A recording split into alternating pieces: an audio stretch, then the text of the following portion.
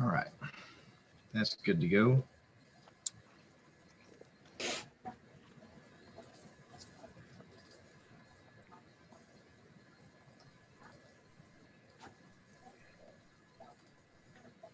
All right.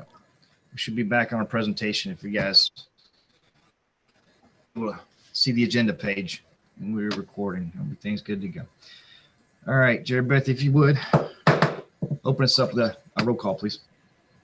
Yes, sir. Making sure y'all can hear me okay.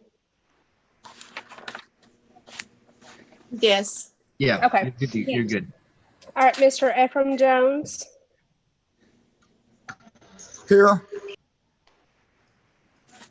Ms. Alice Bridges. Here. Mr. Raymond Hatton.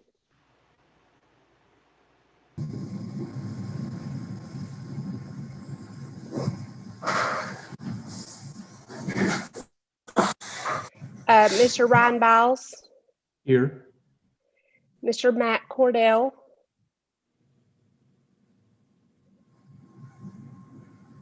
Here. Mr. Michael Florence. Here. Mr. Coy Butler. Here. Mrs. Suzette Elmore. Here. Ginger Stewart. Here. And Mr. Philip Powell. Here. Okay, I know I kind of went backwards on that, but Mayor, we have a quorum. All right. Thank you very much. All right, we got a lot of business tonight, so we're going to get the first set of order knocked out and get into public comments. The packet was made available for the city council last week. I think it was Thursday. I want to make sure everybody was able to get the link on time and review the packet and all the information in it. I know you guys have a lot of information to review this weekend, but the budget in there took up a lot of space. So if there aren't any discussion items, I'll take a motion to approve the November 9th regular meeting minutes. So moved. So moved. Second. Okay, thank you, Ephraim. I got a motion to approve by Coy Butler, seconded by Ephraim Jones. All in favor, say aye. Aye. Any opposed? Aye. Thank you. Any opposed? That motion carries. Take a motion to approve the November 16th special meeting minutes. So moved. Second. All right, motion is made by Coy and seconded by Ms. Alice Bridges. Any discussion items? Don't forget to unmute. All in favor, say aye. Aye. Aye. Aye. Any opposed? Motion carries. And lastly, I'll take a motion to accept December 3rd special meeting minutes. So moved. Second. Okay, I heard a motion by Coy and I heard a first second by Ms. Alice Bridges again. Any discussion on it? Don't forget to unmute. All in favor, say aye. Aye. Aye. Any opposed? All right, thank you very much. Unless there's any objection from the council, what I'm going to do at this time is I'm going to give the floor to Ms. Kitty Adams. She looks like I caught you by surprise, Kitty. Well, hey, listen, you're down at the bottom of the page. You're more than welcome to hang out with us this evening. I wanted, as a courtesy, to just give you the floor to speak, but it's your call. I don't want to put you behind the power curve. Okay, you're on mute right now, but unless there's any objection from the council, I'd like to go ahead and move Ms. Kitty Adams to the front of the agenda. Any issues with that? Okay. Okay. So Can I need you to go ahead and hear me share my okay? screen with you. Yes. Can you hear me okay? Yes, I can hear you just fine. Okay. Perfect. Thank you so much for adding me to the agenda. If you're ready for me to start, I've got my the presentation up, and I guess I just have to get the rights here on this to share. Let's see, how do I do that? Let me know what you see on your side. I'm seeing a lot of friendly faces actually from my side. Let's see, I have a share. It says host disabled attendee screen sharing. So if you can enable that screen sharing, for me, it's this on the bottom of it, the screen on the center, it says share screen. Okay. All right. That has been changed. You Okay. should be able to share Yes, your screen now. I can. Thank you. You're welcome. Okay, let me play this from the start. My name is Kitty Adams. I'm the executive director of Adopt a Charger, a nonprofit organization that I founded back in 2011.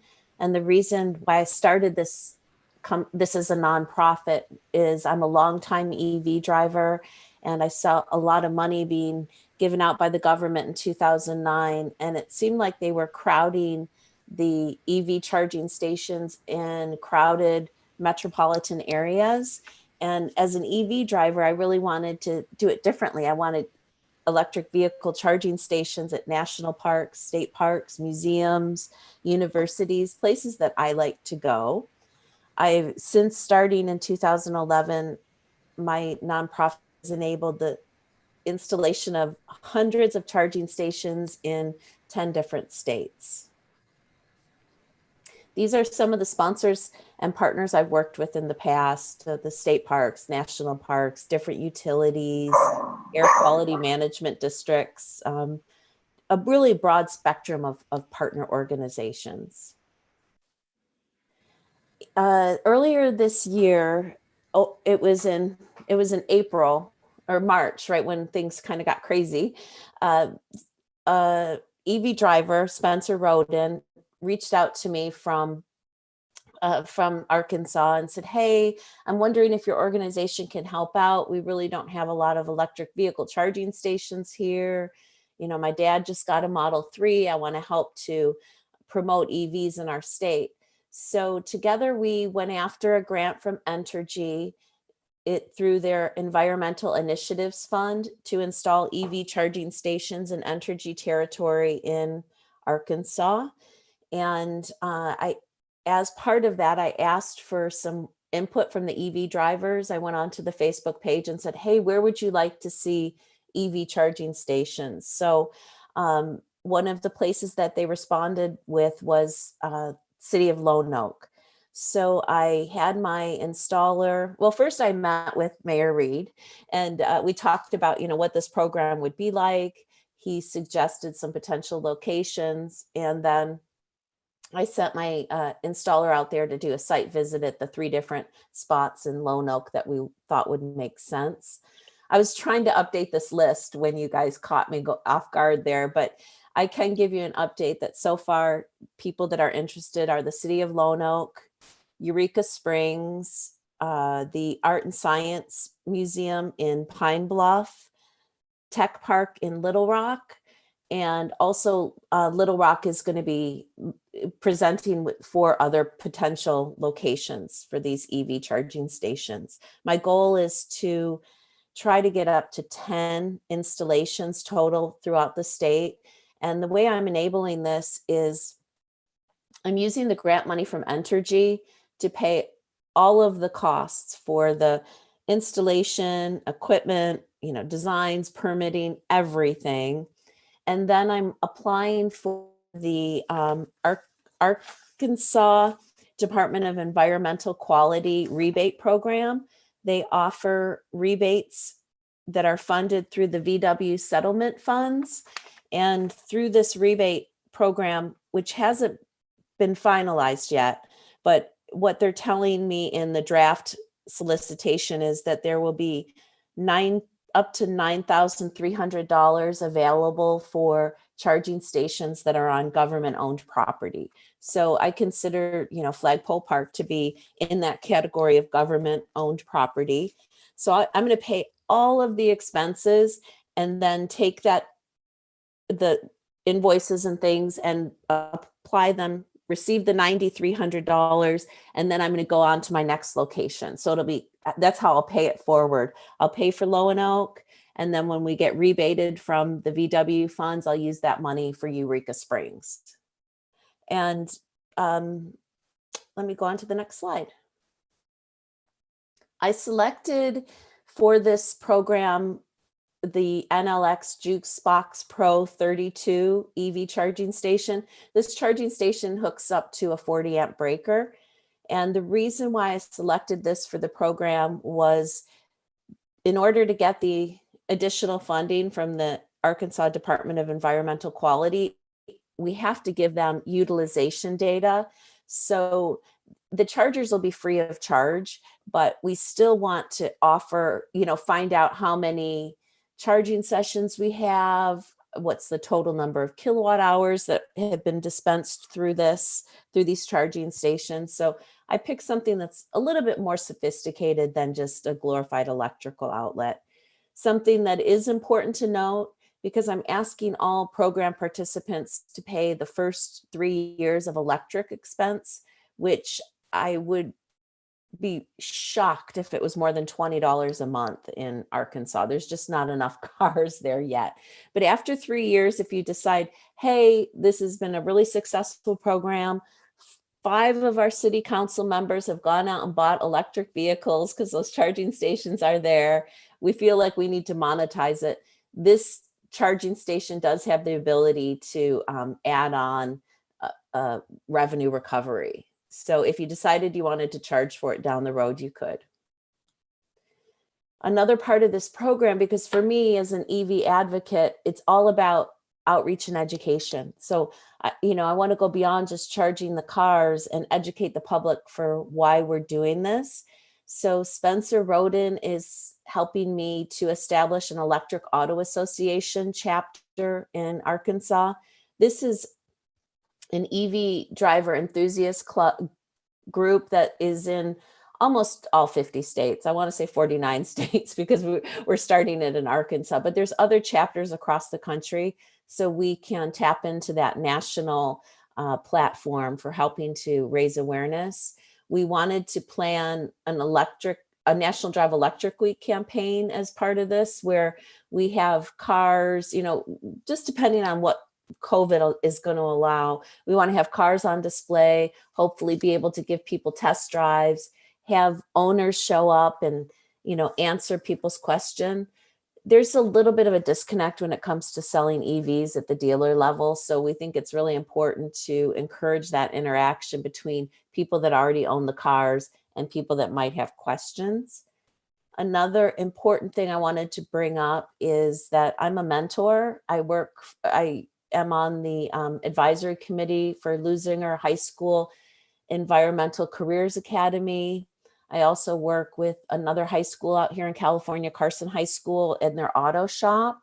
So Mayor Reed and I discussed helping to develop some curriculum and getting resources for the new tech college, the new trade tech college, I think that you're building just outside of town. So we want to be able to take everything we're doing and apply it to real world, offering, an economic opportunity. So train kids on how to install EV charging stations, how to maintain them, help to prepare them for the jobs of the future. The particular location, my installer, Ben from Lumitech, went out and checked out 3 different locations, right by City Hall, by the depot, and Flagpole Park. And Flagpole Park was the one that made the most sense. It was going to be the easiest and most efficient installation.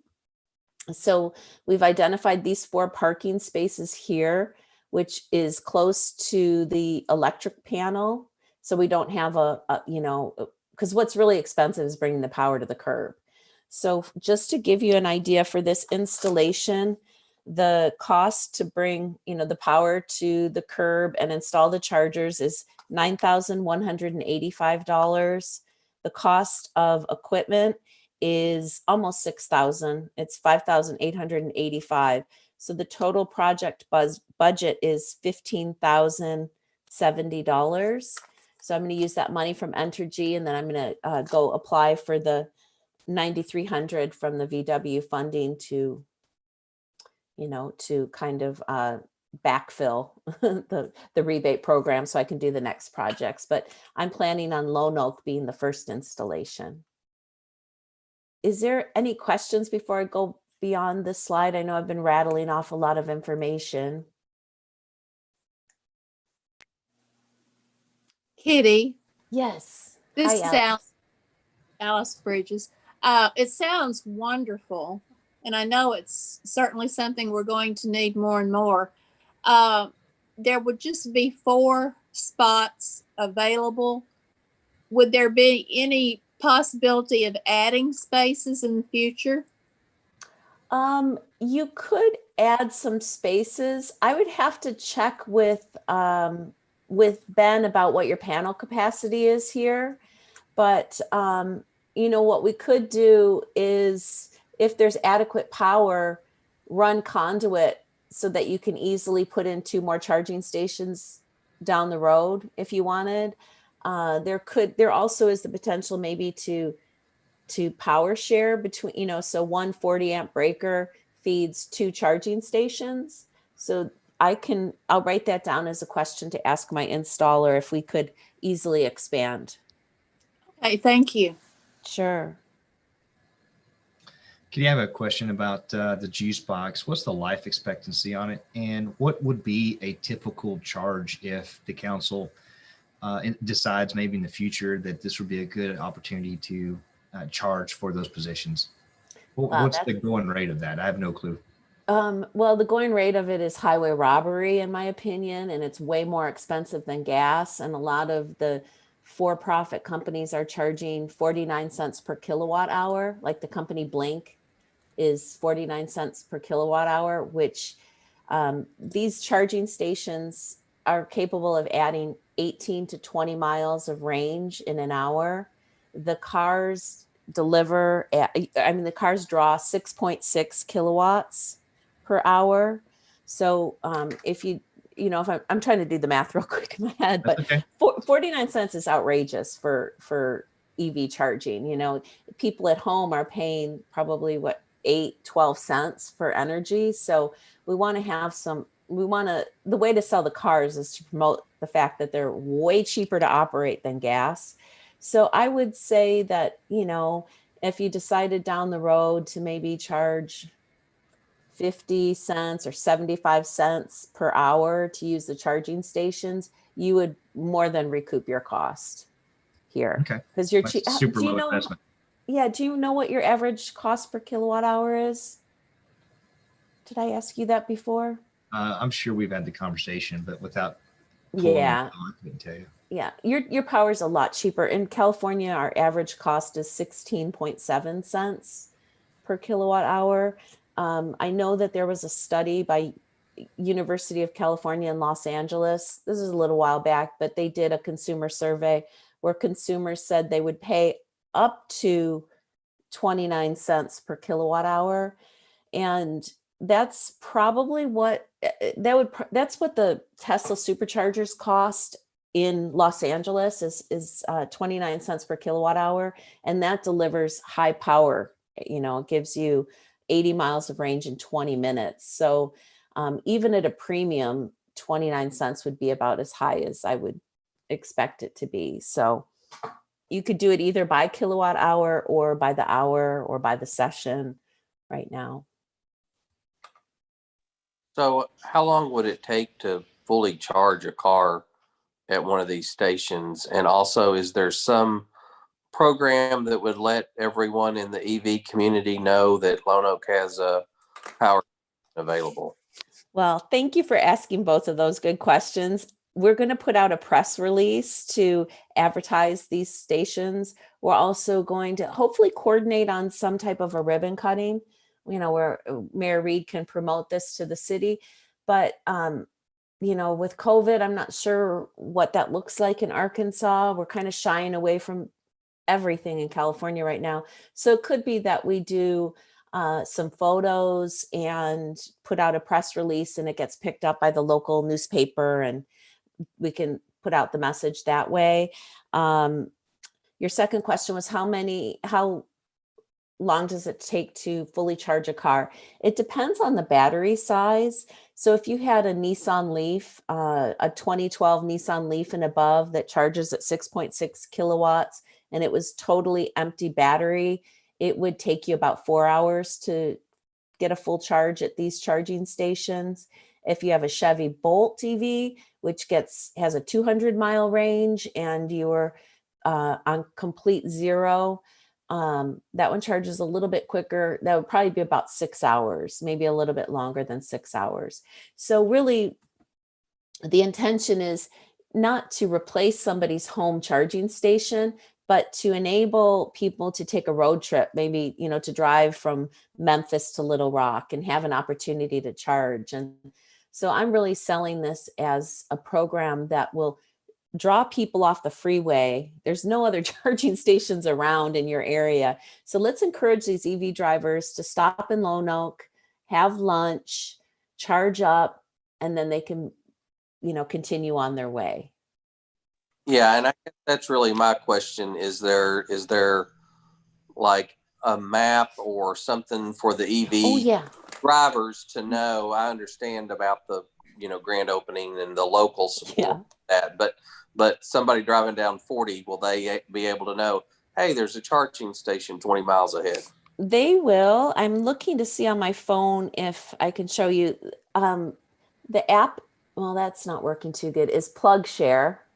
And it's a mapping for all the different charging stations. So PlugShare has on it Tesla, Electrify America, EVgo stations, and it will have the stations in Lone Oak. So this is a great way to, this is how people plan their trips, actually, is they see where the charging stations are, and they figure out, how far they can go. So you'll be surprised at the people that find your charging stations. They may never even have heard of you, but you're strategically located between Memphis and Little Rock. So there's a good chance that people will just need to stop off and top up.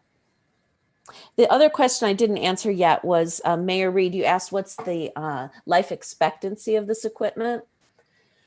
I would say pretty safely 10 years, because I've had charging stations in for 10 years. I haven't used this particular brand before because I haven't needed that sophisticated networking that's involved. But so I would say you could count on it easily lasting you 6 to 10 years. But having said that, I have charging stations that have been, and there's one at Yosemite that's been there for over 10 years. So they're out there. This is, I just wanted to highlight a couple of my other projects so that that I am experienced and I am going to give you good advice. My biggest install to date is with the California State Parks. I've actually done 26 different park locations to help out the California State Parks. Something that's important is I put an adopt a charger sign, just like you see the adopt a charger or adopt a highway signs. So I want to give recognition to the sponsor, which in this case is Entergy and the city of Lone Oak. So I want to put the logos on the sign. It doesn't have to be this particular sign. This was developed by the California State Parks because, again, we want to go beyond just charging the cars, and we want to educate people a little bit about why we're doing it. I've installed in a lot of different environments, but I've done a lot in park settings where I'd say it's the most challenging. We're not in a parking structure where there's updated electrical. So I have an experience in a variety of places. And I like to say that I take the Johnny Appleseed approach, where I install a few chargers and then all of a sudden other charging stations sprout up around there.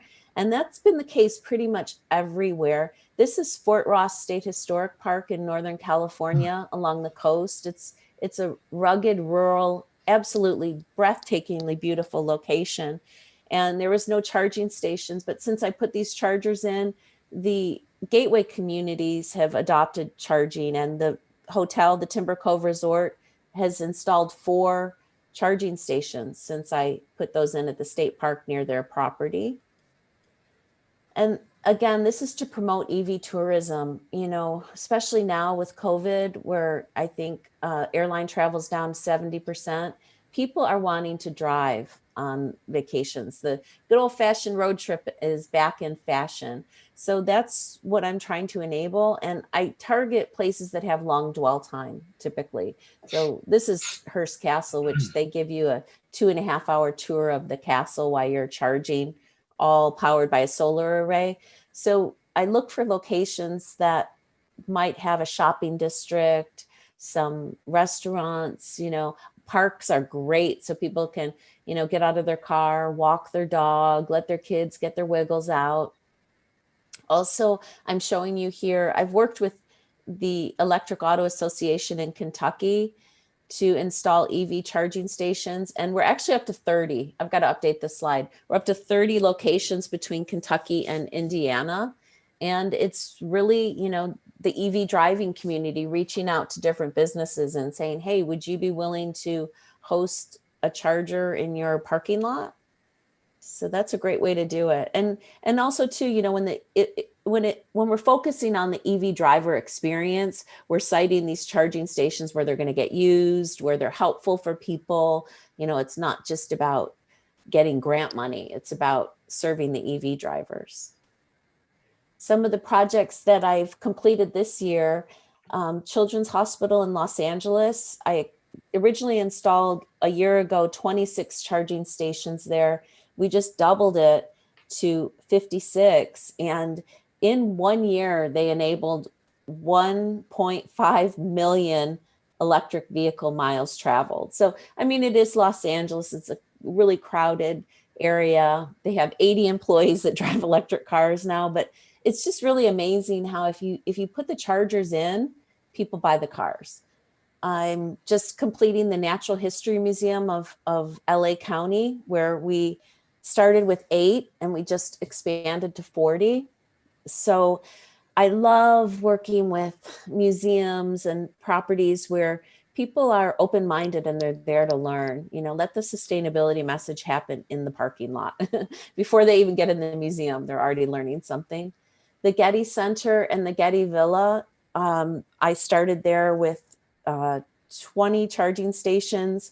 We increased to 40 charging stations. And now after 5 years, we're going to increase to 108. And these numbers probably sound amazing to you guys, but it kind of grows like that.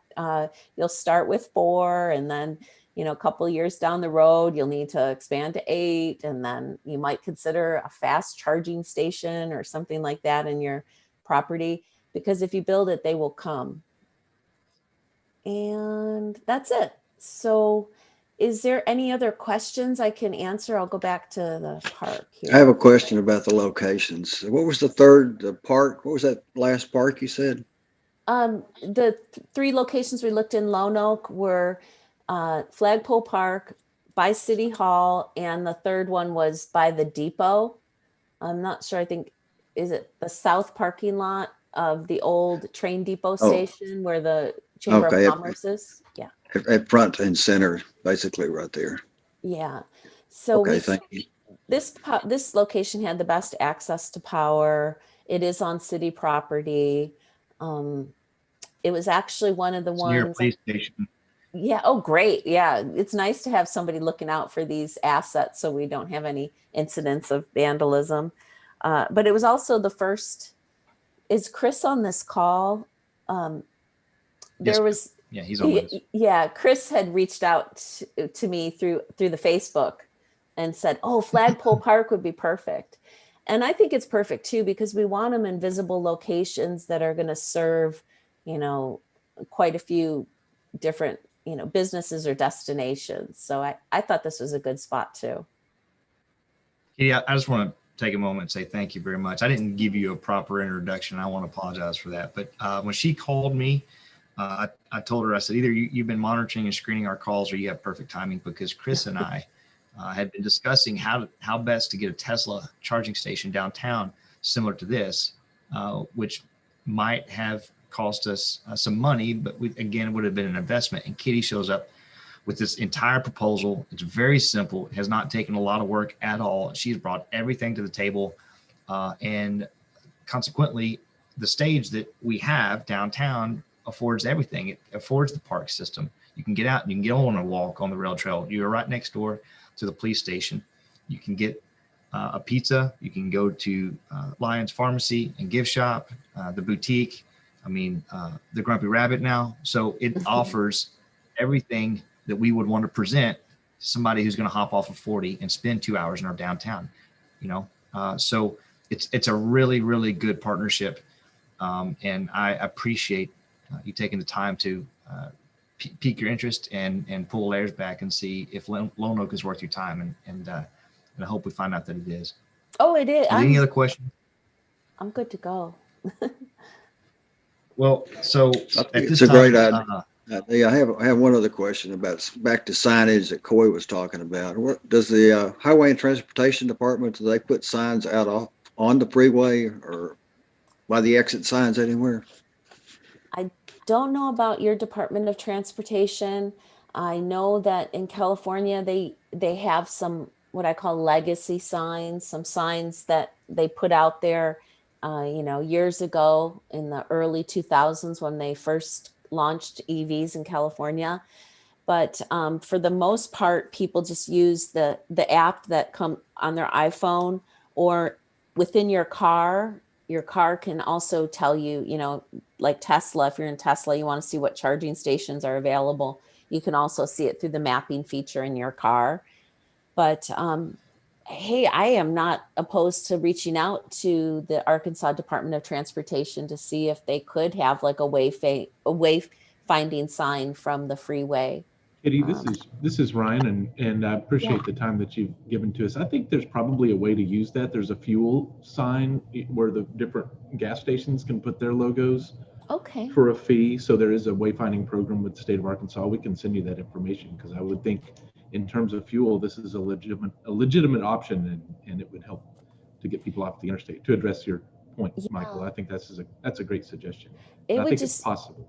I'm just curious about what the charge is to have your name on the sign. Because I know for, here, like if you have the Starbucks symbol on the sign, they're paying a lot of money. It's nominal. It's not a huge amount. And there's just some forms and paperwork that we could send you. Okay. Yeah, please do share that. And I'll look into it. I'd love to have that actually. You know what? And for me, it's not just about the EV drivers. It's about the non-EV drivers. I want people to see these charging stations in places they want to go. I want them to see that on the sign so they know, they get the confidence to buy the cars, basically. I'm trying to, prime the pump, I guess, so to speak. Yeah. And it's a good opportunity for us to kind of set an example in the rural area of Arkansas. I had a meeting with Attorney General Leslie Rutledge a few weeks back, and I actually carried a question that Chris had for her, and it was about electric vehicles and the laws that cover that. And the first thing she said was, wow, of all the questions that I would anticipate having to answer, the first one of which was never about electric charging stations in Lone Oak. So that's a really good opportunity to kind of set a standard. You bring up a good point, actually, because what we want to do is build advocacy for electric vehicles so that, in California, you can get a state rebate. So in addition to the $7,500 tax credit, in California, we have a state rebate of up to $4,500. So who knows? I mean, maybe this is something that will start to pique the interest and people will start to say, hey, what about us? Can we get a state rebate, some additional funding to do the right thing? I also wanted to let you know that yes.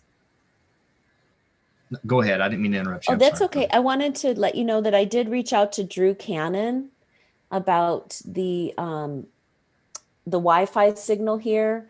And he said that it's probably going to be a little bit of time before this area is going to have any access to Wi-Fi.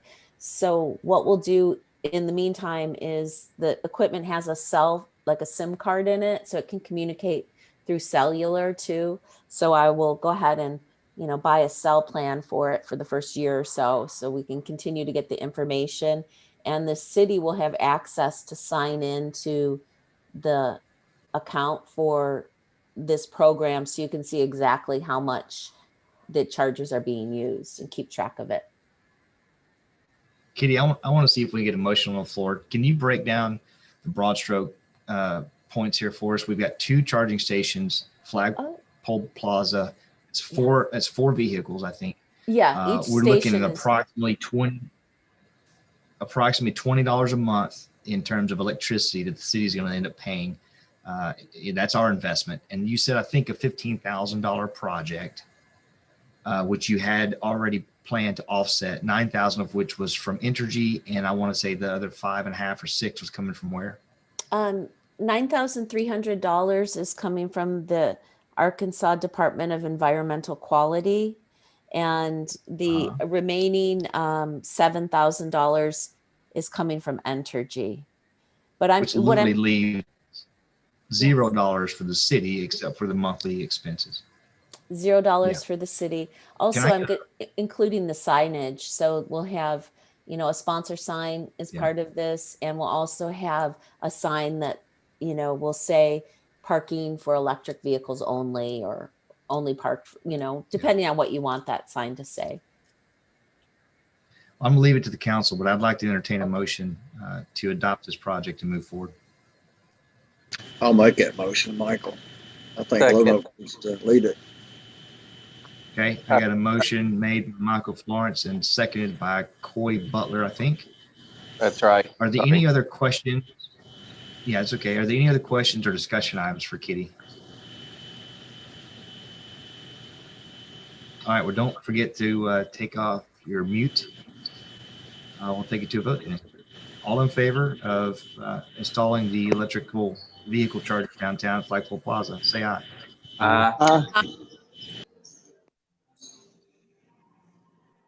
Any objections? All right, the motion carries. Congratulations, Kitty. Good job. I really appreciate the information. All right. Yeah, well, we're excited. I'm excited. Oh, me too. I'm excited that you're going to be my first. And I do want to say that originally we were only planning on 2 charging stations, but when I was greeted with such an enthusiastic response, I wanted to support the people that want to support me. That's why we decided to go, up the budget and go for 4 charging stations. So thanks so much. I'm looking forward to partnering on this. I have one. Absolutely. Good on you. Sure, Alice. What time frame are we looking at as far as implementing it?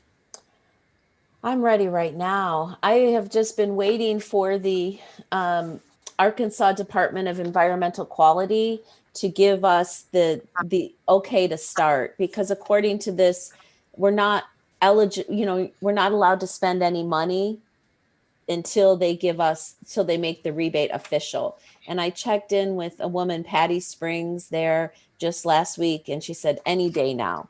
So as soon as we get the green light from the Department of Environmental Quality, I will have my installer, Ben, schedule with the city to get started. I don't think we have to worry about weather as much in Arkansas as we do some other places. So yeah, we could get it going real quickly. Wonderful. Thank you. I'm going to go ahead and sign off and let you guys take care of your business, but I appreciate you inviting me to the meeting, and thanks for your support. Thank you, Kitty. Have a great night. Yeah, Merry Christmas. You too. Oh, Merry Christmas to you too. Thank you, Mary Reed. All right, guys. I know there's a little bit long, but definitely worth the conversation. I appreciate it. All right. Next, we've got executive reports. The first of which is by Chris Flores for 2022, and then we'll move on to the economic development report by Gene Eagle. So, Chris, are you with me? Yep, I'm here. All right, let me share screen. All right, I'm going to go ahead and again stop my share, and you should be able to share your screen. And all right, let's see.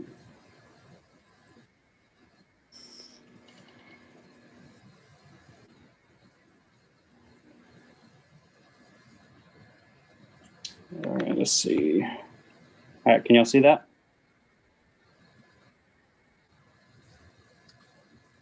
I cannot, Chris. Okay. When you share your screen, it should transport us all to your desktop. Yeah, there we go. Now we're going. Yep, there you go.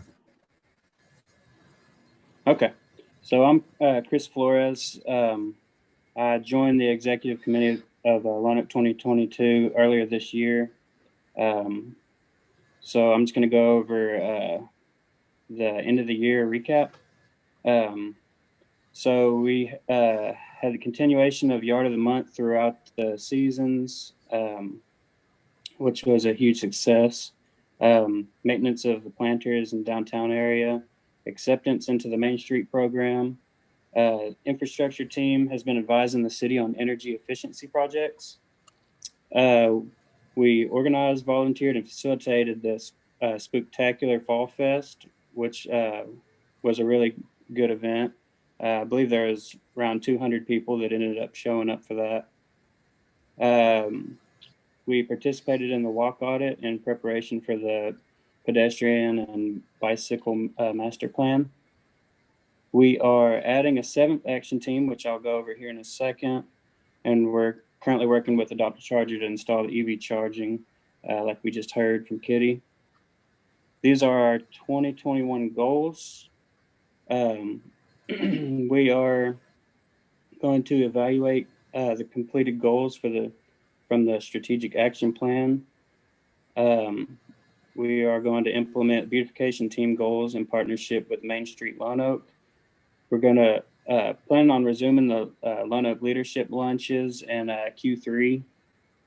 And we are going to begin planning the 150th birthday party celebration. And that's going to take place in January 2022. All right. And this is going to be the 7th action team. And it's going to be the sustainability action team. It's something I'm really passionate about. I'll try to go over this really quick. I could talk about this for hours, so I'll try to be real quick with this. So first off, what is sustainability? And that is, it's a really broad term. It's a holistic approach of developing a community, business, or of course, individually. And the basic definition is meeting our needs currently without compromising the ability of future generations to meet their needs. So like I said, it's a way of developing our community.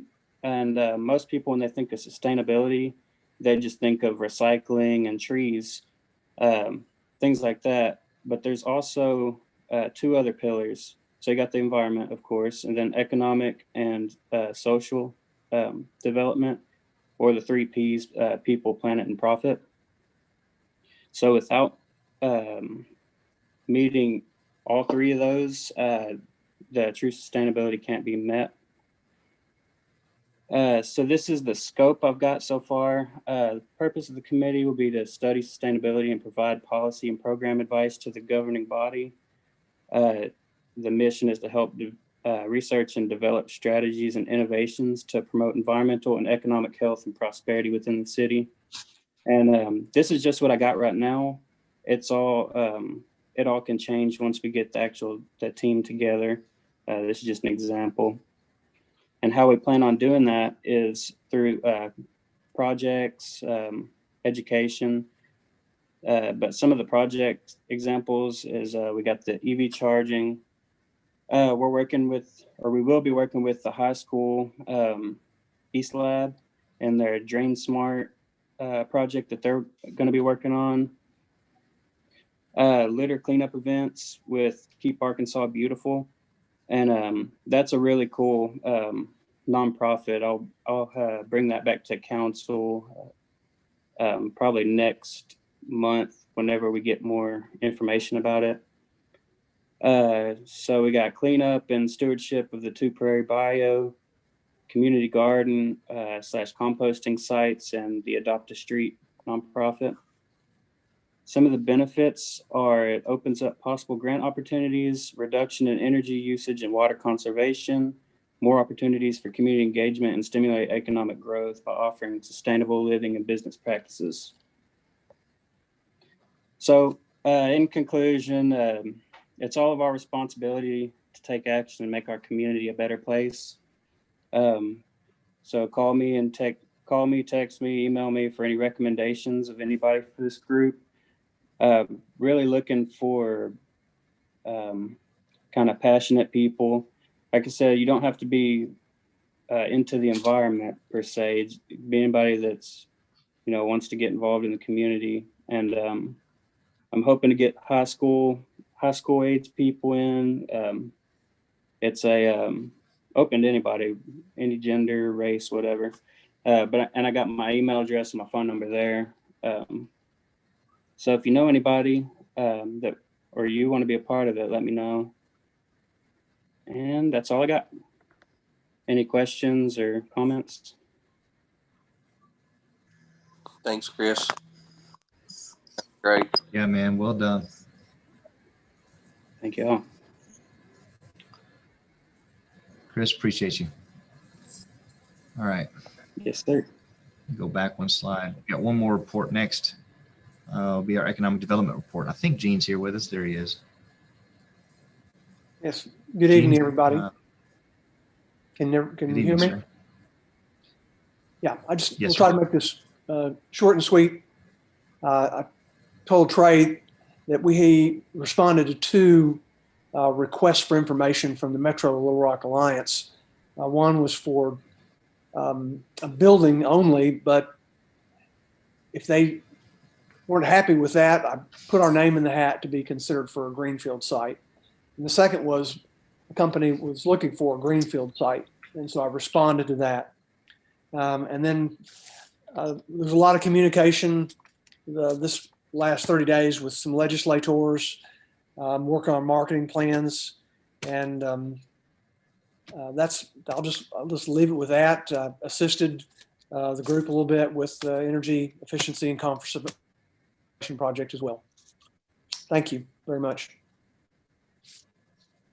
Thank you, Gene. Any questions for Gene before we move on? All right.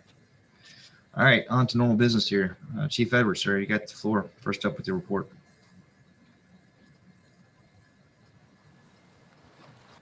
Good morning, or I'm sorry, good evening. Can everybody hear me okay? The November numbers, complaint and dispatch calls were 207. 146 of those were 911 calls. Going on down to billing to immigration, we billed $1,020 to immigration and $6,000 to probation and parole for a grand total of $7,020. You've also got the citations by ward. Yeah, anybody has any questions? That is all I have this evening. Very well. Any questions All right, for Chief? you. Hey, thanks for a great Thank year. you. Thank you. I will be presenting in January numbers for the entire year. So get ready for information overload. So.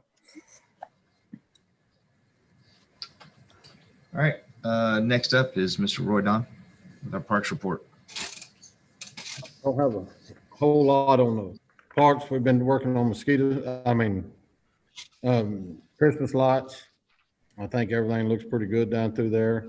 We do have an ordinance coming up for the mosquito. You want to wait on it, Mayor? It's your call. Well, we can go ahead. What are you saying? It's we buy the mosquito chemical late in the year every year because we save anywhere from $8,000 to $10,000 by doing this. And you should have in your packet the quotation from Clark. And that's about all I got. Well, before we get into the put the ordinance on the floor, I just want to go on record and say thanks to Jim Kelly and Roy Don and their crews essentially for getting that Christmas tree loaded up for us and getting it in position. They spent a lot of time and muscle, and then we got a lot of support with from Wade Knox as well with the ornaments and lights and everything this year. So it definitely was a group effort from the city and Wade Knox. And so you guys can definitely pat those guys on the back next time you see them because they stepped up, made it happen. All right. If there are any questions, I'll take a motion to put ordinance 773 on the floor.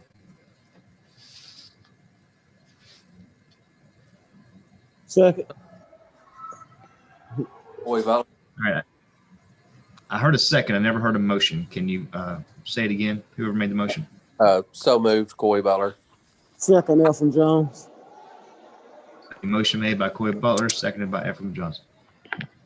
Ordinance number 773, an ordinance to waive the requirement of competitive bidding for the procurement of chemicals for spraying mosquitoes by the city of Lonoke, declaring an emergency and for other purposes. Whereas Lonoke City Ordinance number 570 requires competitive bidding for the purchase of supplies, apparatus, equipment, materials, and services, the cost of which is in excess of $20,000, and the Arkansas Code annotated section 14-58-303 requires competitive bidding for the purchase by the city of supplies, apparatus, equipment, materials, and services, the cost of which is in excess of $20,000.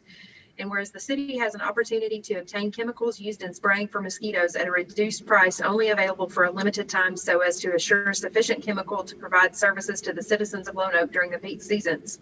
And whereas the city council for the city has determined that an emergency exists and that placing the matter for bid, if necessary, would unduly delay the ability to obtain the needed chemicals and would result in an increased price. And whereas it has therefore been determined by the city council for the city that competitive bidding, if necessary, is not presently feasible or practical and could unnecessarily harm the city's functional capability to perform its stated goal of providing the best services to its citizens as possible. Now, therefore, be it ordained by the city council of the city of Lonoke, Arkansas, number one, that it was not feasible or practical to require competitive bidding by the city of Lonoke, Arkansas, as required by law for this limited purpose. Number two, that therefore the requirement of competitive bidding for the purchase of these chemicals is hereby waived.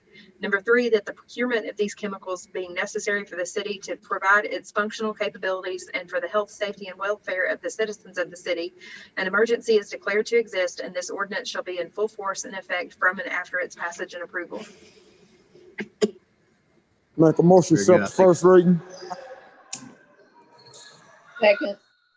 We got a motion by Ephraim Jones and seconded by Alice Bridges to accept the first reading. Any discussion? All right, don't forget to unmute. All in favor, say aye. Aye. Aye. Any opposed? That motion carries. Make a motion to suspend the rules, second and third reading, title only. Second, Michael. Got a motion to suspend the rules, second and third reading, title only, seconded by Michael, by Ephraim Jones, seconded by Michael Florence. Ordinance number 773, an ordinance to waive the requirement of competitive bidding for the procurement of chemicals for spraying mosquitoes by the city of Lonoke, declaring an emergency and for other purposes. Make a motion to accept the second and third reading. Second, Michael. All right, motion made by Ephraim Jones, seconded by Michael Florence to accept the second and third reading, title only. Any discussion on it? All in favor, say aye. Aye. Aye. Aye. Any opposed? All right, motion carries. I'll take a motion to adopt.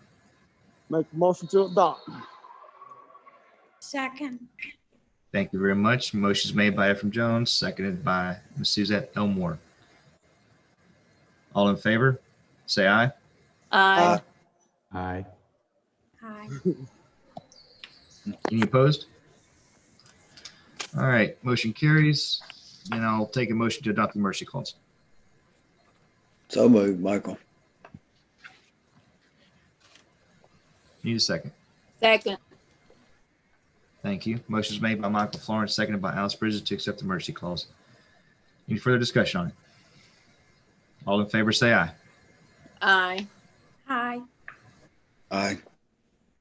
Aye. Any opposed?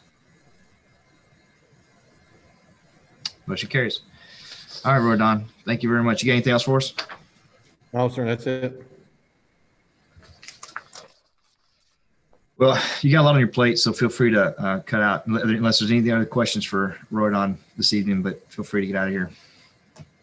Thank you, sir. Yeah, thank you. All right. Next up is Mr. Mike Brown with the Community Center report.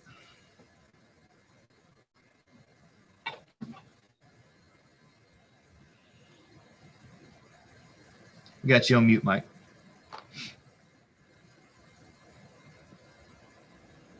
Can you hear me?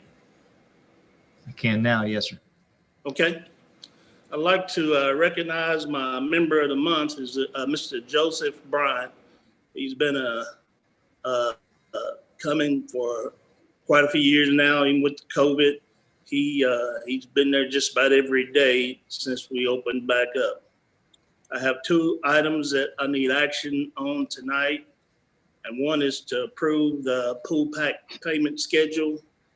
Back last month, we approved Loan Oak Service Company to handle a pool pack project, and they're requesting draw method for payments. The first draw would be $221,000, and the second draw would be $62,000.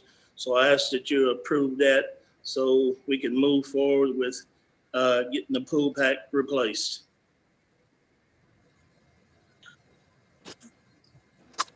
Mayor, I'll take a motion. I make a motion that we approve the pool pack payment schedule. And second, Ryan. Thank you. Motion's made by Coy Butler, seconded by Ryan Boswell. Any discussion on it? All right, no discussion. We'll take it to a vote. Don't forget to unmute. All in favor, say aye. Aye. Aye. Any opposed? Motion carries. Okay, thank you. Since our last meeting, our pool heater went on the blink. So when the water's cold, it kind of renders the whole pool non-use. We tried to get it fixed to no avail. Had Clarity Pools look at it, and Loan Oak Service Company looked at it, and the conclusion is we need a new heater. Loan Oak Service Company bid $14,738. Clarity Pools bid $10,884. Both are reputable companies. Clarity Pools, they have been taking care of our pool for probably 14, 15 years. They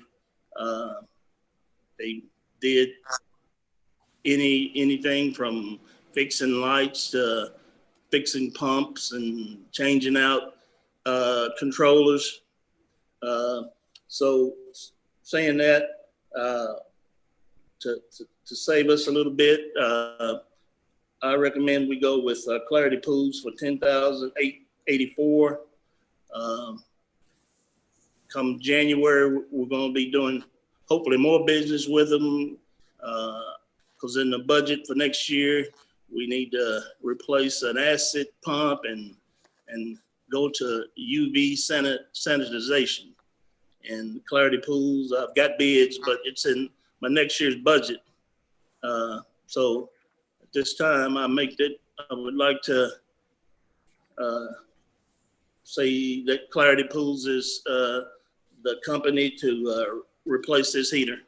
They replaced the last one we had, I think 6 or 7 years ago.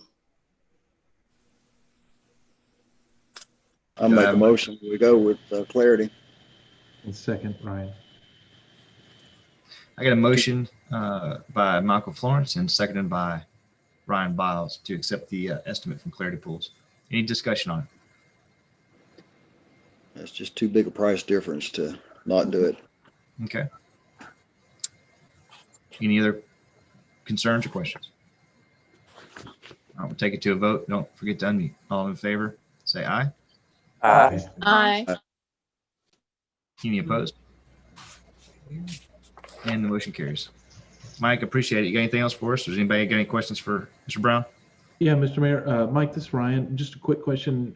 What is Clarity's expected time turnaround from start to finish on the heater repair? 4 to 5 weeks. It'll probably, if I get it ordered tomorrow, it'll probably mid-January. Okay, great. Thank you. We're going to have cold water until January, correct? Correct. I'd recommend you get pass that telephone number over to the aerobics class. We might speed that timeline up a little bit. All right. Thanks, Mike. Appreciate it. All right. Next up, guys, is Mr. Jeremy Gosden. He's the rookie in the room. Jeremy, you with us tonight? Yes, I'm right here. Hey, I believe I've met the majority of you folks. For those that I haven't, I look forward to it. I'm the new community development director for Lone Oak now.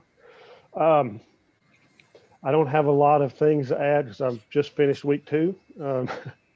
But I do have several things that are going to be coming in. We'll start rolling in January. So I look forward to working. Jeremy's jumped in head first, and good on him, because that's exactly what we needed. So, yeah, if you guys haven't, please come by and introduce yourself, say hello. Jim, you got any questions for him before we move on? Thanks, Jeremy. All right, Chief Wittenberg. Good evening. Good evening. I don't have much for this month. I got my monthly report. We had a total of 18 calls, 15 which were fire related and 3 which are EMS related.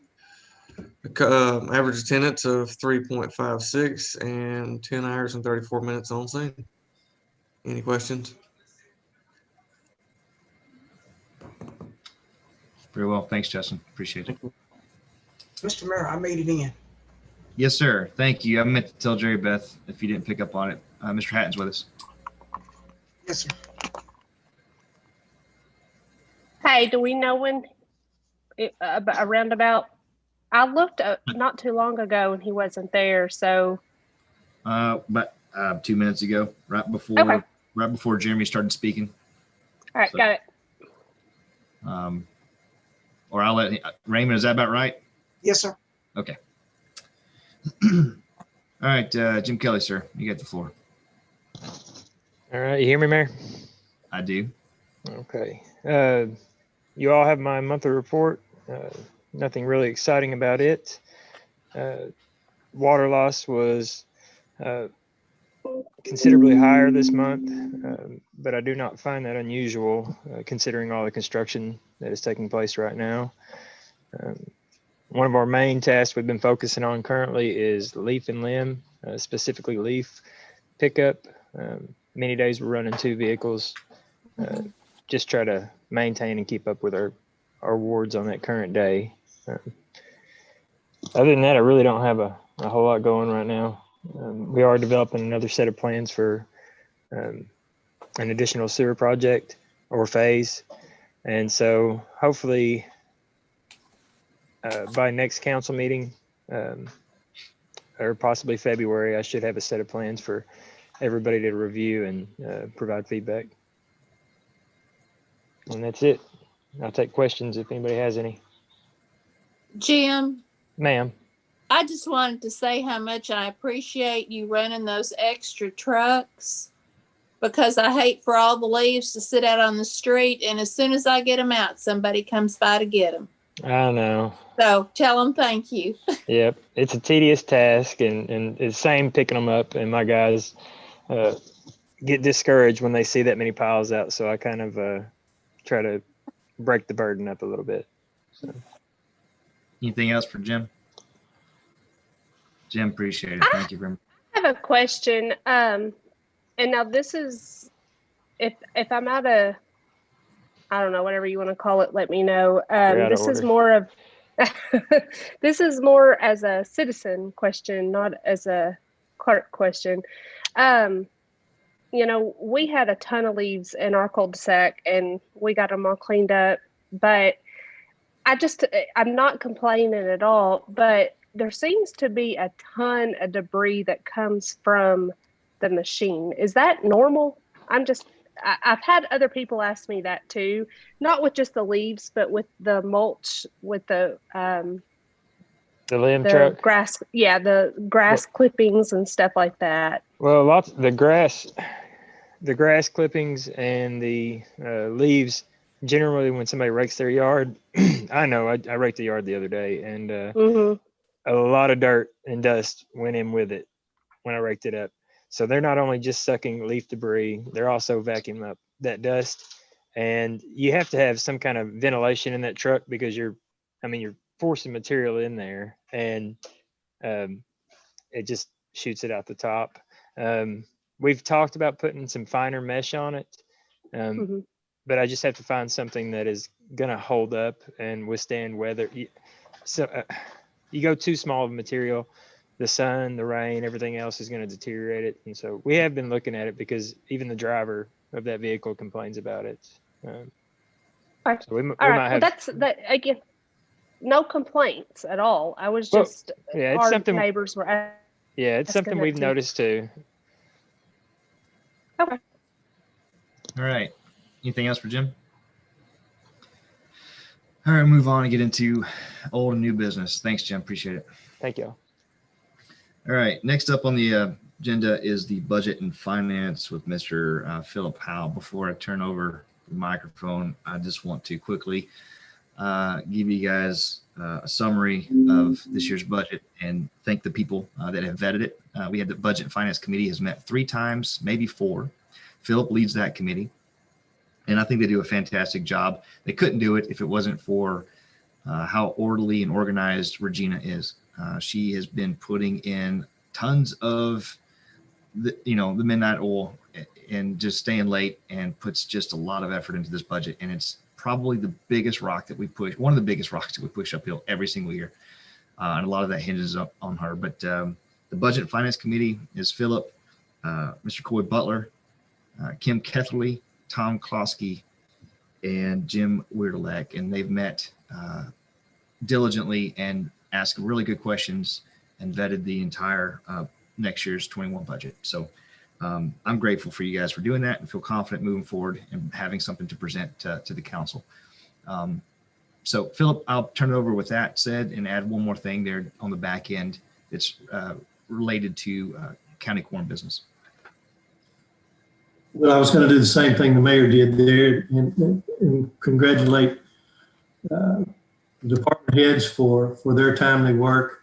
With Regina, she spends a lot of time. She certainly is the most hands-on person with the budget day to day, and is most familiar with changes in history and all those things. So certainly she does a great job of bringing us something that's understandable and easy to work with. So thanks to she and the department heads for that, and to the committee. I was going to mention them as well. We've got a good group right now that ask detailed questions and is getting a good grasp on how the budget works. So we'll thank them too. What you have is the proposed budget.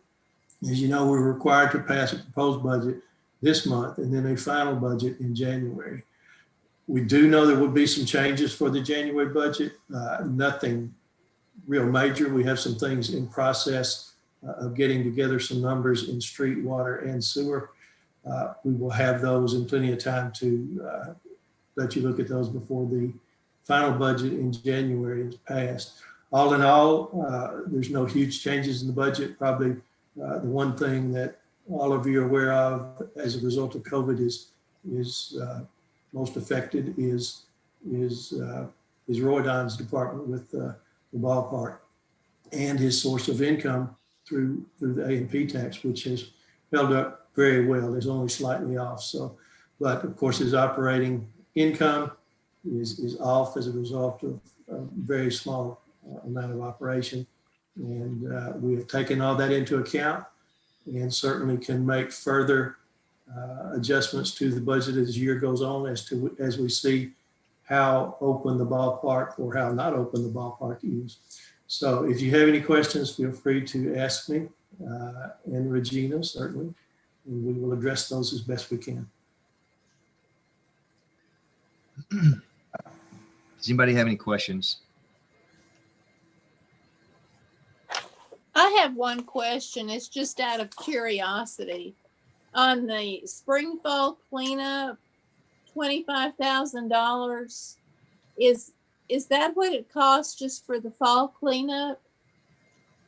It is. You know, that thing has really grown, and you know the main cost of that it's more expensive than that actually, because we have a lot of labor involved in that really doesn't show in that number. It's primarily the dumpsters and the disposal of everything that is brought together. If you go to the city yard when that's going on, you'll see it's a tremendous amount of things that are brought, and a lot of work to separate it and get it into the correct dumpsters or separate it into piles where it can go elsewhere. So that number has doubled in the last 10 years, just primarily because of participation, I would say. Okay, thank you. And keep in mind too, Green Environmental, Ms. Alice will be helping out with this year's or next year's spring cleanup. Right. I was going to bring that up, but I figured everybody knew it. Anything else? Any other questions? If not, I'll take a motion to accept the 21 proposed budget as presented. So moved. Coy Butler.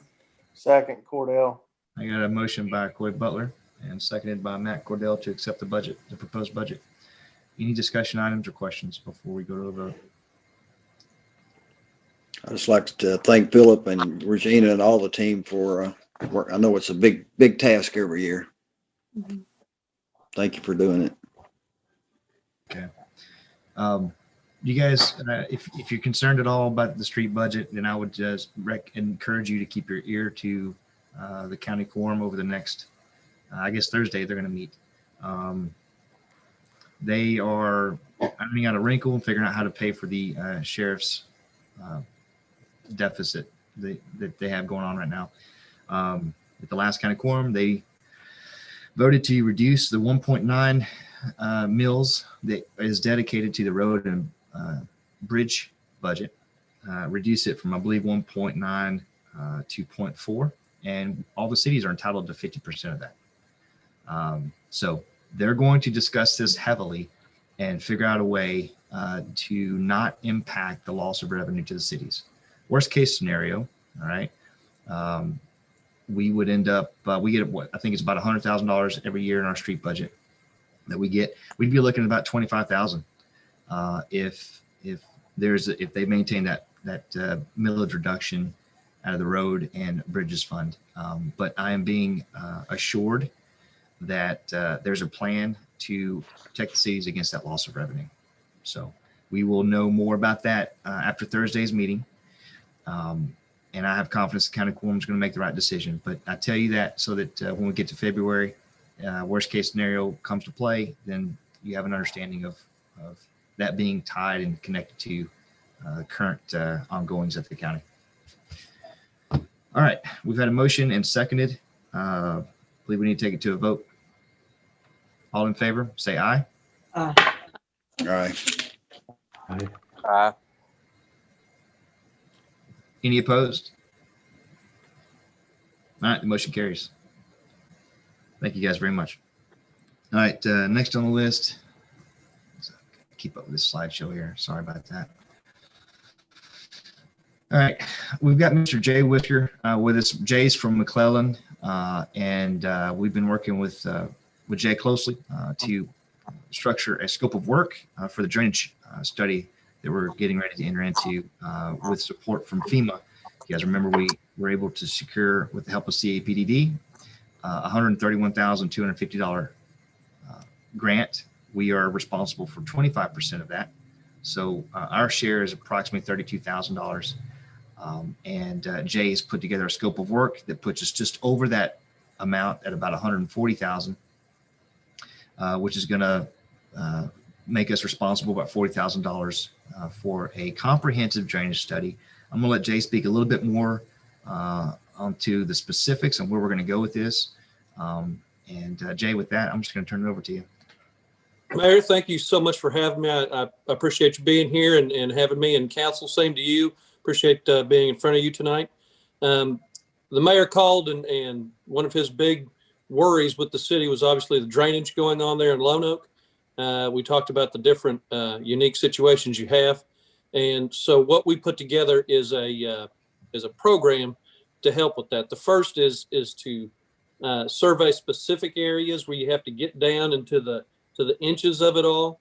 But also you take bigger maps that show the contours of the whole city, and we'll do that.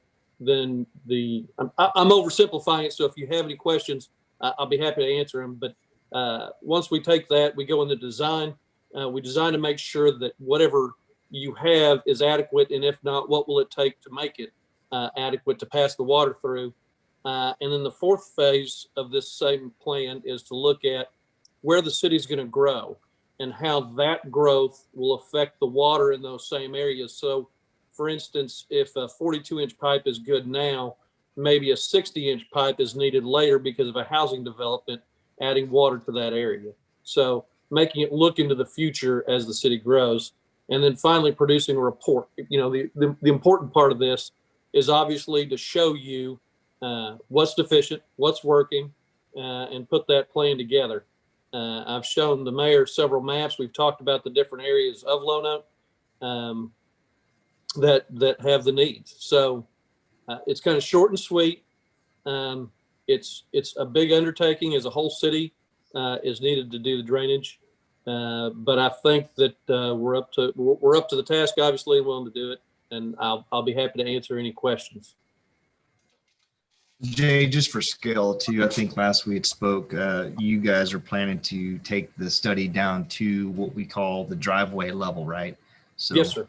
Instead of it, you're most likely going to be looking at almost every residence in the city. As you start doing it, so, I mean, some neighborhoods are easier than others, and you don't need that driveway. Right. I mean, you just don't have that problem. But some streets you do. I mean, and if it's there's no curb and gutter, and you've got the swell next to the road, and you've got the driveway culverts, then you have to go driveway by driveway to determine. Sometimes you have 3 18-inch pipes in a row, and then somebody's got a 12-inch pipe. Well, that may be a problem. Obviously, if you're going downhill and the pipe gets smaller. So those are the things we look at that are easy to get to and help provide that. But yes.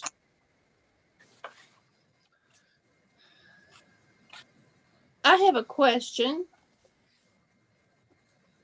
Yes, ma'am. How does your job dovetail with what the Corps of Engineers is doing? I've seen the report that the Corps is doing. A lot of what the Corps is doing, I believe, is outside of the city. Okay, is that all? Okay, so yours is inside and theirs is outside.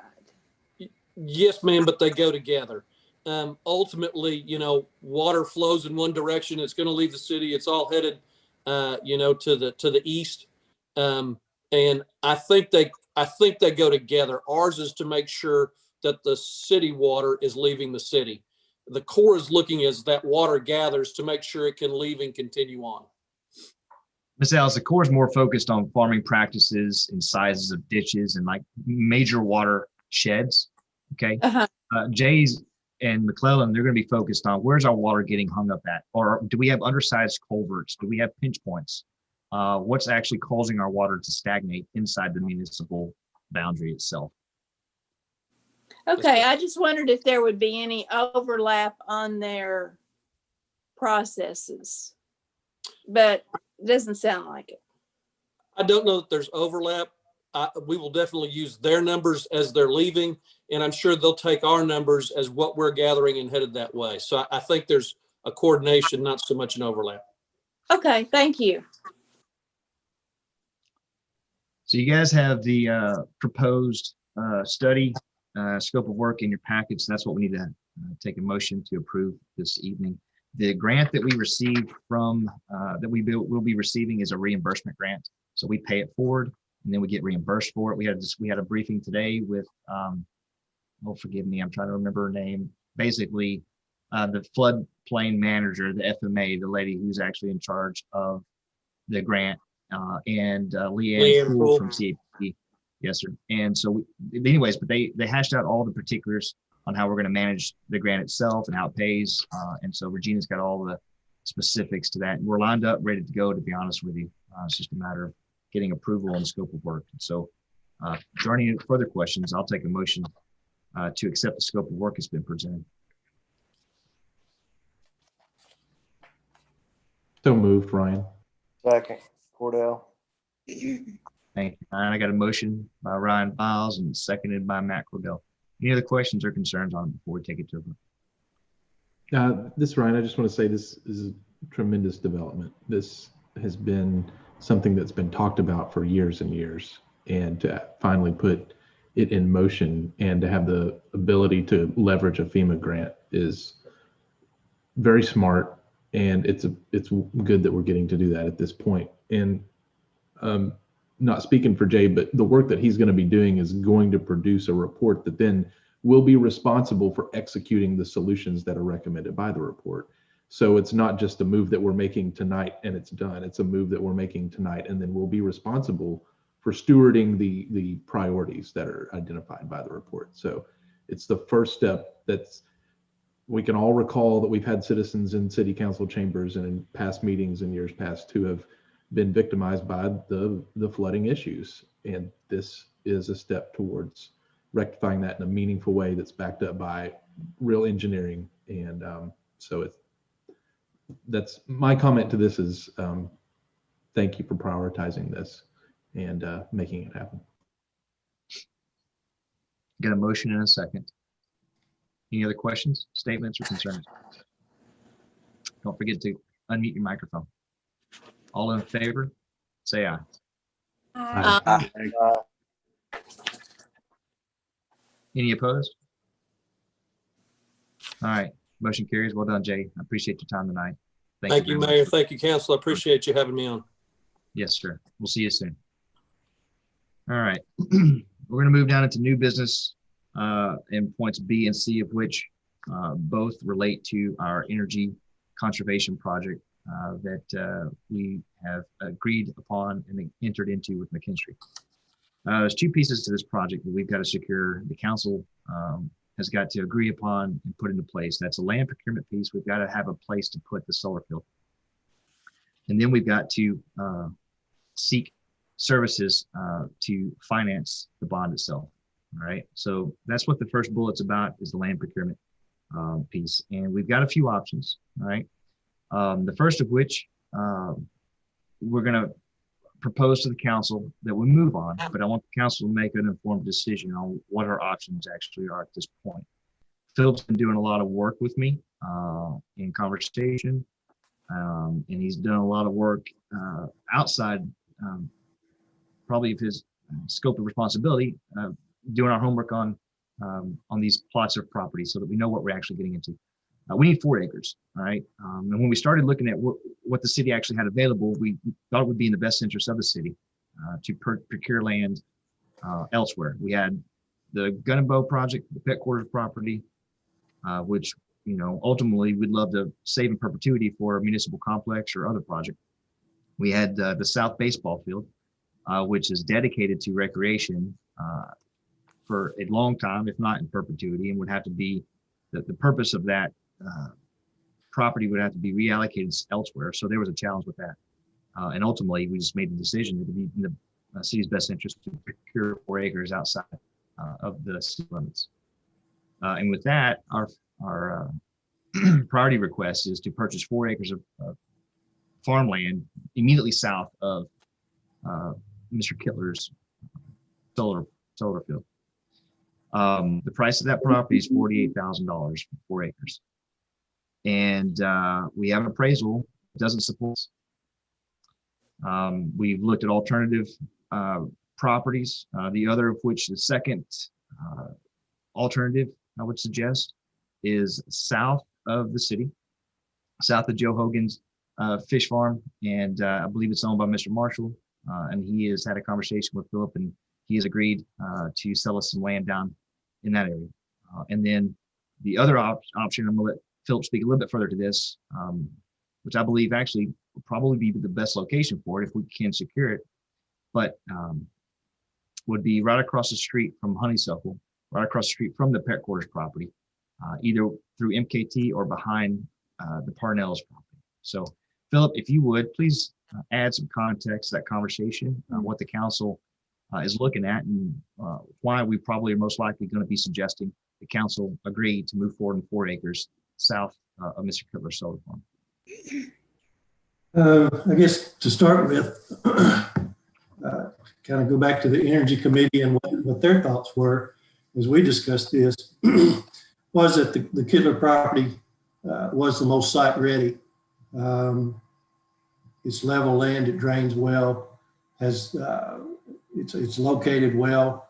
We would have to have an access along the east side, along an existing field road, along the east side of Kittler's existing solar field, but that is available. So even at 12,000, I think that committee felt that was probably the best site.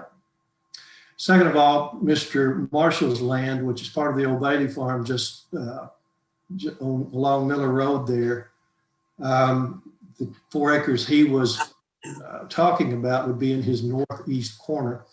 I think when McKinstry looked at that, they felt that was a wetland. It may have been at one time, but now it's precision leveled farmland. But it is on the low end of the field, so there is some drainage to it that we would have to deal with. Wouldn't be a big issue, but it would be something we'd have to deal with some drainage because it is on the low end of a precision leveled field. So it was slightly cheaper at 10,000, but we would have some site work, assuming that we can get all the proper indications that it's not a wetland, which I'm confident it's not, because it was leveled under a government program, which they wouldn't have allowed in a wetland. The other 2 pieces, as he said, property along Honeysuckle, the open area to the west of MKT in between the old pet quarters property. I talked to their manager. He seemed to be somewhat accepting of that.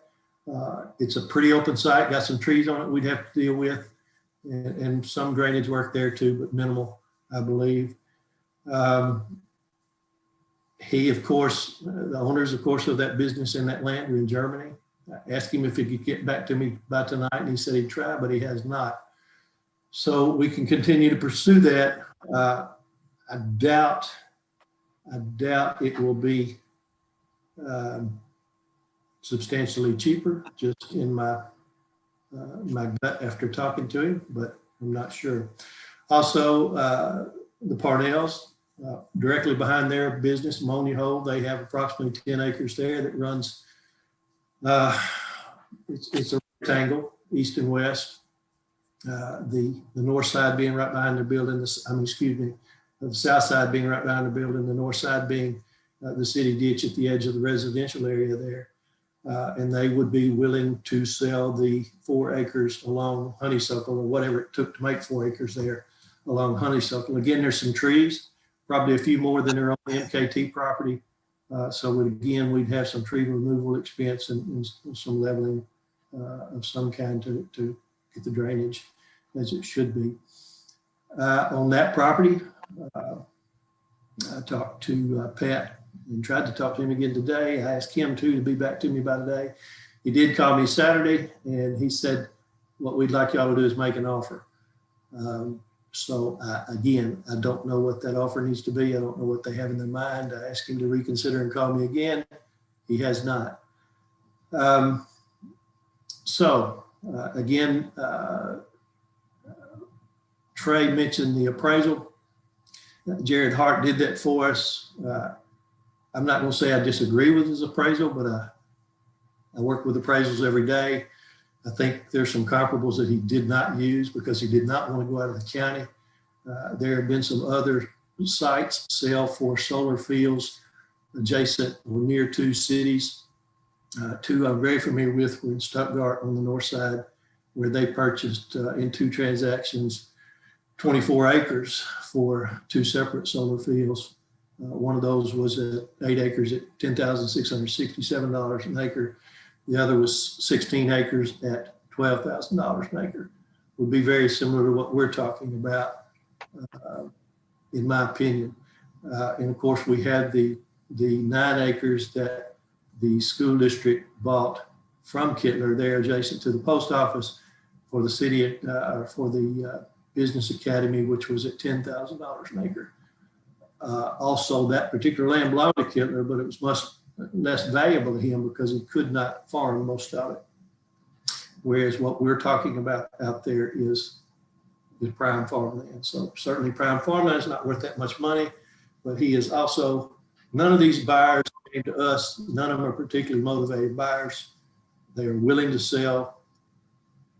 They are not, I'll say, anxious to sell, if you want to say so. Our options are limited here. And I guess in talking to at least part of the members of the Energy Committee who have looked at some of this, you know, we're at a point where we need to move forward. And the difference in $8,000 and $12,000 an acre on 4 acres of land is certainly significant, but on a $2+ million project, it's probably understandable to get what we feel is the best site. So certainly that's y'all's decision. We can do what you want to do. I can continue to solicit these others. I don't know what kind of answer I'm going to get there, but that's what I've got to add, I guess. Thanks, Philip. Are there any questions from the council? Hey, Philip, this is Coy. I had one question. So it is the Energy Committee's recommendation to purchase the Kittler property, correct? I've not talked to every member, but the majority is. Thank you. That would be their feeling. We have no power. You do. Philip, this is Matt. I remember mentioning before that the Kittler property was attractive because it was closer to the substation or whatever the technical terms there are. I don't know if you got any way of knowing, but I assume there's going to be additional expense. Any of these other sites being farther away from that, or how does that work? There could be. The issue is, and maybe, you know, it's going to take the project engineer to tell us that exactly, but certainly the proximity to the existing power structure makes a difference. And that is a very significant cost in the project, is tying into that existing system. So yes, there is some difference. Can I tell you exactly what it is? No. Do we know that Kittler fits that bill? The answer is yes. Thank you. I would assume it's pretty significant cost going very far out of your way. A Kittler property would be more visible too, off the main highway there. It would, and I think there's value in that. Yeah, there may be value in that. I don't look at it that way, but I'm more a numbers guy than an aesthetics guy. So, well, the property off Honeysuckle being right adjacent to neighborhood areas and lots of kids seems like a more remote area might be a little better. It could be, certainly. I mean, the area is going to be fenced off and protected that way, but does that mean you can't get access to it? You certainly can. Yeah. Well, there's also another point of consideration. There are no shading issues where Mr. Kittler has built, and Philip alluded to the trees that we would have to identify and remove, and those trees, the size and scope that they are, would easily push us into probably $3,000 to $5,000 range per tree, and we shouldn't have too many shading issues. But that's something you think about when you put up a solar array: is the sun going to be cast on it during the civil twilight, the last hour and a half of the day? Is the sun going to, block any energy consumption? You don't have to worry about any of that. So there's no doubt that the first property that's been proposed is probably the best for performance. But it's like Philip said, the city does have a lot of leverage in this situation. But it's definitely something that we have to push through, and we want to be smart moving forward. But when you compare it to the scope of the overall project, $12,000 in excess versus a $2 million project, something I did have another appraiser send me several appraisals that were scattered, but near to or adjacent to cities for various purposes, such as buildings, chemical buildings that were built on the edges of towns, other types of facilities that were built on the edge of towns, relatively small scale businesses. And those sales ranged anywhere from 12 acres to 30 acres, and ranged in price anywhere from $10,000 to $30,000 an acre. So again, they were not solar arrays. They were similar type properties in similar type locations bought for something other than farmland. I move that we move forward with the Kittler property with all these things we mentioned for the sake of time and getting started. And again, the small difference in cost over that large amount for the whole project. So at this point, verbal, we'd have to, of course, get a contract put together. Yeah. Which I'm assuming Ginger or Mike or both could help us with. Put together a contract for both the property and the easement. And one thing we had talked about, which I don't think is an issue now, is maybe taking an option in case this thing did fall apart somehow, which I don't think is as big an issue today as maybe it was early on. I think he's agreed to work with us in that. I second Matt's motion. Okay. Go ahead. Somebody's asking a question. Yeah, Philip, I was going to ask you, is that price firm or can we negotiate that?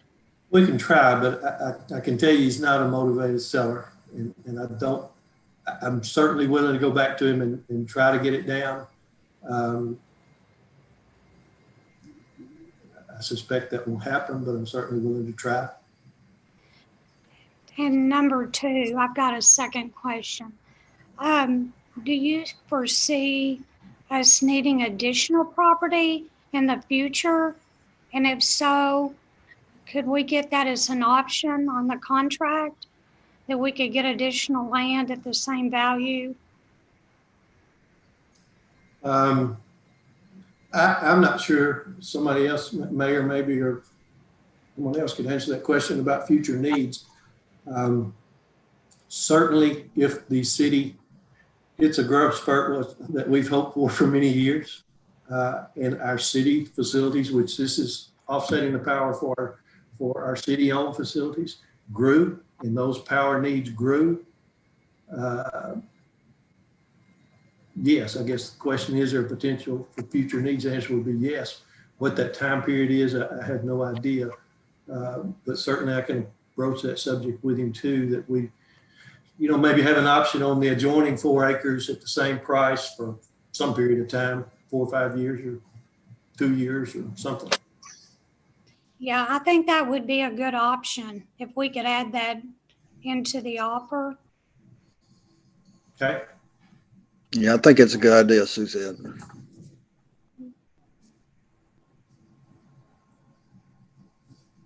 All right, I've got a motion and I've got a second. I'm sorry, I don't remember the second. Matt Cordell made the motion. I think Coy Butler was our second. Is that correct, Jerry Beth? Thank you.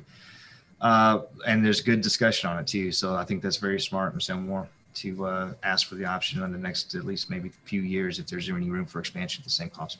Are there any other points of discussion or questions before we take it to a vote? What money are we using to pay for this? Coming out of LIDC?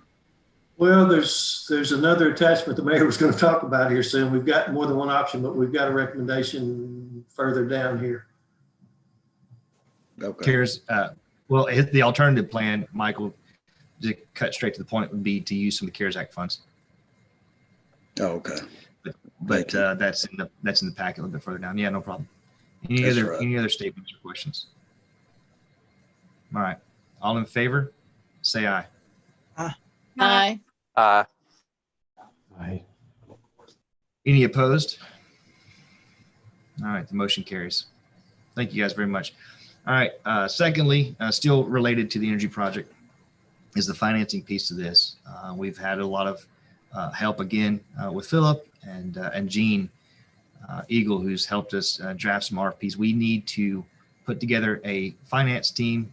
We need 3 pieces to this. We need bond counsel, we need a trustee, and we need an underwriter. Okay. The plan is for the city council to release a request for qualifications for each one of these individual services to be rendered so that we can properly secure the finances. Tonight, what I'd like to do is get permission from the city council to release an RFQ for the bond counsel and secure their services and advice, and then quickly move to release an RFQ on for the bond trustee and the underwriter.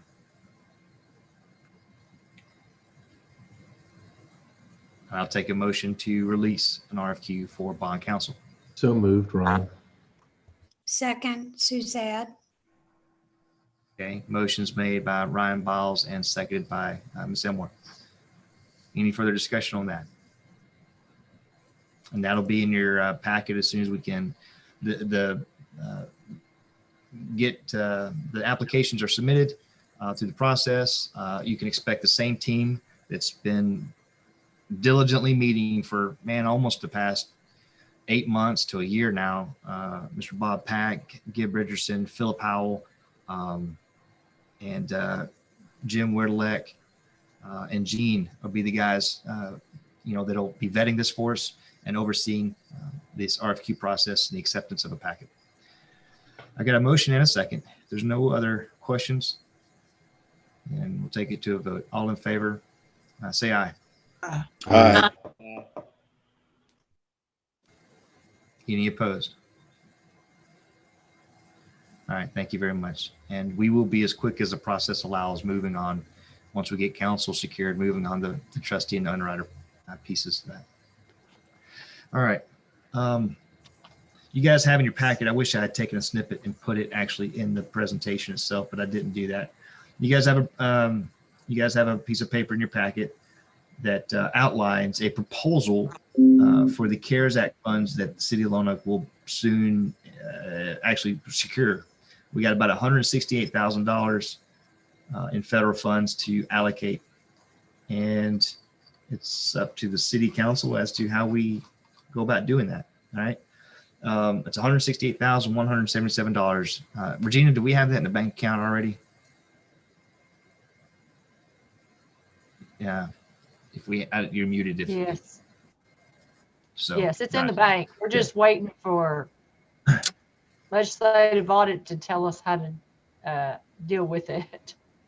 Okay, so it's broken down by reimbursements and proposed uses. First thing we want to do is pay ourselves back for all the COVID related expenses that we've had to buy in the past 6 to 8 months. And those all lump sum added up to about $22,000. If you guys remember, we put air purifying filters, UV light filters in all the buildings around in city buildings, tons of sanitizer. I don't have a list of everything, but it's been there's been $22,000 worth of COVID prevention supplies. And so we want to pay ourselves back off the top. And that leaves us with $145,000. And we've broken up 3 different proposals for the council's consideration. And the floor is open to discussion if you guys have any ideas on how best to spend this. But the first, which is a proposal to use $48,000 on the purchase of the solar project property. Second of which, I would say there's a strong case that we need a UV sanitizing light in our pool system. And Chad has, and with the help of Mike, I think you guys got an estimate for us, about $25,000, 25.6 is what that system would cost. But it would also eliminate a lot of our offset a lot of our chemical purchases. Is that right, Mike? Mike, can you hear me? Yes. I don't have a number for how much it would be offsetting, but we would be saving a considerable sum of money and cutting down our chemical costs in the pool if we endeavored on that project. And the last of which was a proposal to put $50,000 against the new concession stand, just as a point of ensuring we don't get caught behind on that. We really don't know what the next 6 months is going to look like, and baseball starts in February. We'd love to say that we're going to have a season next year. We don't know that just yet. So those are the 3 points of proposed uses that I'm providing to the city council, and I'm open to your feedback on things that you guys, ideas that you have. Mr. Mayor, this is Ryan. A question about when the designation of funds needs to be determined. In other words, do we have a little time to answer that? She's okay. She's practically gone to college on how to manage the CARES fund monies. I was just curious, in other words, if we need to make a decision tonight, or can we consider this? And no, this I is don't not think for, no motions needed tonight. okay, thank you for clarifying. Yeah, this is informational discussion for the council's consideration only. There will be a Unless somebody wanted to cost. move. Excuse me. There will be a cost involved in the bond counsel, bond trustee, and underwriter, in addition to purchasing the property. Yes, that's all in the full proposal for that project. Those estimated costs are all. Okay, so that is already So that- figured into the $48,000. Not in the 48, no, in the larger project. Oh, okay. So, Philip, my question is related to what Alice had just asked. And I think we saw an earlier pro forma where land acquisition and other costs associated with the ESCO project were all part of the financed packages. Is that accurate? Yes. Yes, it is. Okay.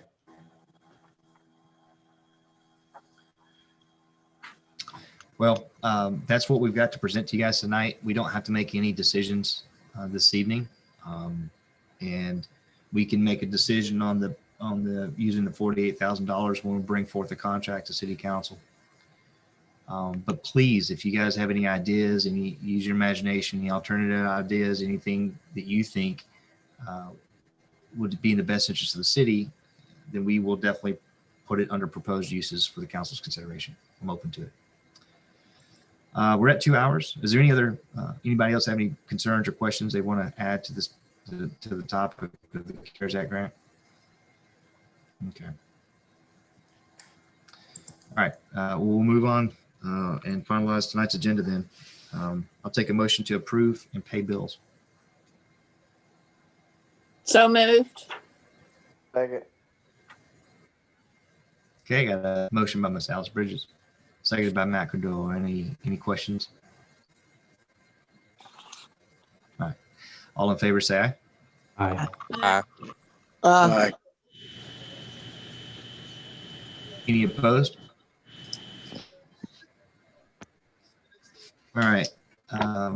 And for announcements, I just want to make mention that tonight is Matt Cordell's final city council meeting with us, and he has done a fantastic job for the city. I appreciate his candidness. He's always asking really good questions, and I, for one, am missing on the council. So, Matt, we appreciate the service that you gave to the city for these past 2 years. You obviously hands-on and instrumental in the construction of the concession stand at the ballpark. And you were also very involved in the project at Mallard Point. So I'm very grateful. I know everybody on the council is too. So thanks for your time. We'll be welcoming Kelly Rather next city council. So secondly, for your consideration, we got the trash cans are all put together. They're sitting about 1,400 trash cans sitting at the ballpark right now. He's got them all constructed, and Green Environmental will start issuing out trash cans December the 28th and be ready to go the first week after the new year. If you guys need an additional trash can, remember, I think it's off the top of my head, $6 additional per trash can every month, or the recycling bins are free in addition to the ones that you get already. Call the water office and put your name on a list, and they'll make sure that you get what you want. And I know he's already left, but if you guys will keep Roy Don in your thoughts and prayers, he's got a lot going on right now. And Wayne Rathbun, the CEO of Green, said to pass the praise that Roy Don has been really instrumental in helping them get set up and get ready for success here. So other than that, I'm going to pardon shot. The city is going to host an official swearing ceremony January the 1st at 9 o'clock. I think the easiest way to do that is to make sure the oath of offices that you guys have to fill out. If you would, please get the signature at the courthouse and then immediately bring it over here. Leave it with Regina or Janie. And then we will log into a Zoom meeting on January the 1st in unison, take the oath of office, at which point I can then walk right into the office and sign your oaths of office, and we can move on with official business. Any questions on how that's going to go?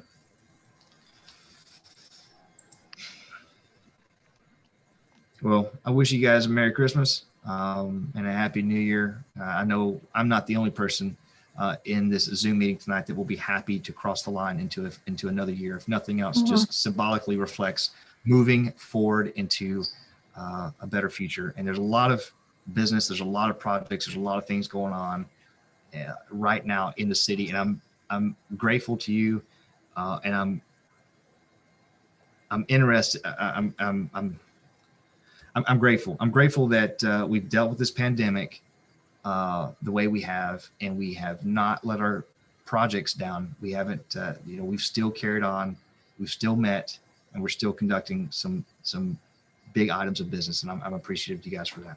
So with that, dare I open the floor up if anybody else has any comments or concerns? If not, then I will take a motion to adjourn. Make a motion to adjourn. Second. All right, thank you. Ephraim, are there any objections? All right, you guys have a blessed evening, and we'll see you next month. All righty. Thank you. Good night.